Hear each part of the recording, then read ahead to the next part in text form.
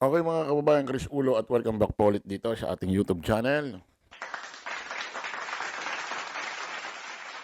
Ah, sa maniwala't kayo sa hindi, meron palang naging one time one time big time rally itong si ano 'no, si dating Governor Chavit Singson. Ay hindi ko alam kung bakit, ewan ko, hindi ako update. Ewan ko, baka ba't parang 'di mo lang ho natin naramdaman sa social media ano? Oo, ang pangalan pa, nung kanilang, rally, One Time Big Time, One Time Big Time Rally. Ay hindi man lang ho nag-trending, hindi man lang ho nag-viral. Parang mas ano pa nga, parang mas pinag-usapan pa yata nung Disyembre, mas viral, mas trending pa nung Disyembre nung nag-aaya ho ito si Governor Chavit Singson. Mas viral pa nung nagpaplano siya. Pero nung nangyari na ho, nung nakarang araw ho ng 30 o 31 ba ho ng Enero. Tingnan hindi ko pa matandaan. Kasi nga hindi mo nag-viral, hindi nag-trending, eh. Mas nag-viral, nag-trending pa ho ito nung Disyembre nung nag-aaya ho siya sa iba't ibang, grupo, religious group na sumama sa kanyang one time, big time rally. Mas nag-trending pa nun kaysa nung 30. Ito ho yung video nung, siya'y nananawagan nung Disyembre, pakinggan natin. We will schedule a one-time, big-time rally. And nagigiusap ako sa lahat ng religious organization, lahat ng nagmamahal sa ating bansa, it should be ASAP. And we will march to Malacanang. Sakaling matuloy ito, mensahe ni Simpson kay Pip. Ayan ho yung matikas, buo ang loob ni dating Governor Chavit Singson noong Disyembre na nag-aaya ho siya ng one-time big-time rally. Sa iba't ibang especially sa iba't iba pang religious group na sumama sa kanilang pinaplanong one-time big-time rally. Especially daw ho yung mga nagmamahal sa bansang Pilipinas.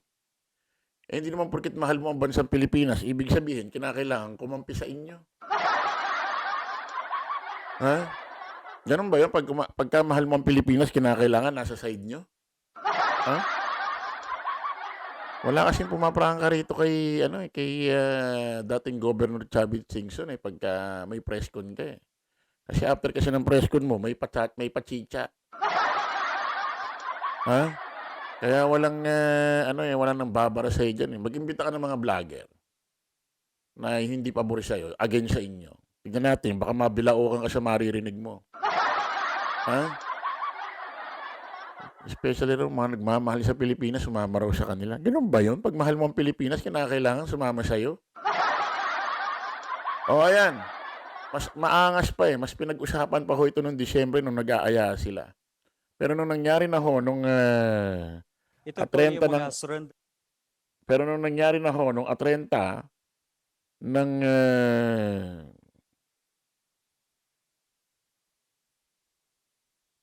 ng Enero, nakaraan. Ayan, basahin natin, mga kababayan. Rally ni Chavit, Nilangaw. Naging usap-usapan sa social media ang motorcade rally na inuugnay kay dating Ilocos Sur Governor Luis Chavit Singson na ginanap sa bahagi ng EDSA noong Enero 31. 31 pala ito. Wala din mo lang naramdaman. Batay sa mga kumakalat na larawan at video, kapansin-pansin umano ang accounting bilang ng mga dumalong kalahok dahilan upang biruin ito ng ilang netizen bilang hindi nilangaw kundi binangaw. Langaw na lang, masyado namang nakakahiya naman. Umani ng sarik-saring reaksyon online ang nasabing rally. May mga netizen na kumestyon sa lawak ng suportang nakuha nito, habang iba naman ay ginawang katatawanan ang sitwasyon. Kasi nga, mga kababayan, mga ka-analyze, Itong si Pangulong Bongbong Marcos, kung ano-ano na ho ang ginawang issue ho rito ng mga DD shit. Kung ano-ano ho na hong kaimbentuhan. Kulang na lang ho, gawan nilang istorya ito si Pangulong Bongbong Marcos ay isang aswang. Ha? Na nagpapahid ng langis tuwing alas 12 ng gabi dyan sa bubungan ng Malacanang at lumilipad. Kulang na lang ganun eh. Lahat na ho ng issue ay binato ho rito pero still, presidente pa rin ho si Pangulong Bongbong Marcos. O hindi nila makuha sa ganong issue. Kaya itong mga ito ay nananawagan na lang ho. Ang gustong gamitin na lang ho ay ang taong bayan. Para sa sarili ho nilang intensyon. Ano? Sa tingin nyo ba, sabi nga dati pa lang, sa tingin nyo ba ito, kaya nagrarally itong mga grupo ng DDS na to? Kaya nila ginagawa yan mahal nila tayo. Dahil ba talaga siya mga mahalang bilihin? Napakababa namang rason yun eh. Mababa ang bilihin pababain mo na ang presidente. Ha? Ang mga mahalang bilihin hindi pa yata ako buhay, mahal na bilihin eh. Ha? Kung pakikinggan mo lang ngayon yung bilihin dati mura, pag pinakinggan mo ngayon, 5 piso 1 kilo ng bigas, pag pinakinggan ngayon mo yun, mura. 2025 na eh. Pero kung babalik ka doon sa panahon nila na ang bigas 5 piso, mahal pa rin sa kanila yon. So, walang naging presidente sa Pilipinas na mura ang bilihin, lahat mahal. So, hindi mo pwedeng pababain ang presidente dahil lang sa mahal ang bilihin. Ano? So, wala. No? Walang, hindi nagtagumpay ho ito. No? Itong ginawang one-time, big-time rally ni dating Governor Luis Chavit Singson ng Ilocos Sur. Meron ho siyang mga kasama pa rito eh. Dito sa ginawang one-time, big-time rally nila dyan sa EDSA, alam ko sila Eric Celis. At itong si bigla na lang sumulpot na talunan, alam ko tumakbo ito ng pagkakongresista sa Quezon City. Bigla na lang sumulpot ho ito. Nadikit ho yung pangalan niya kay Gutesa. Ito ho si dating Congressman Mike Defensor. Ano ba ito? Ewan ko, bigla na lang sumulpot ito. Tapos bigla na lang nag-file sila ng impeachment case laban kay Pangulong Bongbong Marcos dyan sa Congress. So, sa kasamang palad, hindi ho tinanggap. Pakinggan nga natin itong si Mike Defensor. To tell the people. Tingnan natin to. Tuloy ang laban! Tama na! Wakasan na! Marcos, resign! Marcos, resign! Ano pong nais natin iparating ng mensahe sa publiko at sa mga public officials kung nakapwesto? Pwede mo na sa lahat tuminto kami dito sa batasan dahil dito yung huling pagkakataon na ginawa namin para dun sa filing ng impeachment case. Nakita nyo naman, kasama ko rin dito yung makasama ko doon. Hindi tinanggap yung aming impeachment case. At ngayon, hindi namin alam at mukhang moro-moro na yung magiging proseso na gagawin nila. Pag-iisipan pa rin namin naman yung naging desisyon ng Korte Suprema para pinal na magkaroon kami ng pangin kung anong gagawin natin. Etong aming pagkilos ngayon, dapat ito Boring, ano? Ano kasi pinagagagawa niyo sa sarili ninyo, ano? Bakit di nyo nalang intayin si Pangulong Bongbong Marcos? Bumaba siya. Kasi hindi alam kailan bababa si Pangulong Bongbong, kailan mapapalitan eh.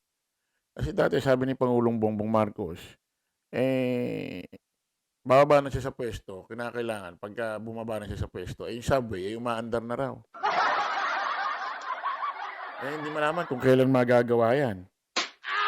Paano pag nagawa yan yun ang sabi ni Pangulong Bongbong kinakailangan bago siya bumaba, umaandar na yung subway. Tingin niyo ba sa 2028 umaandar na yan?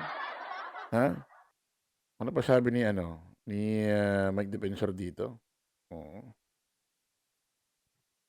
Ang nakikita natin sa ating bansa, kaya tayo'y magkakasama ngayong hapon. Ngunit hindi pa tapos ang tayong maghina. Huwag tayong tumigil.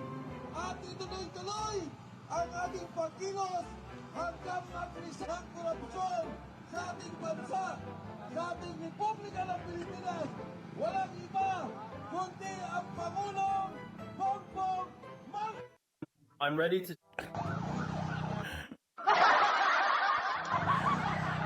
Parang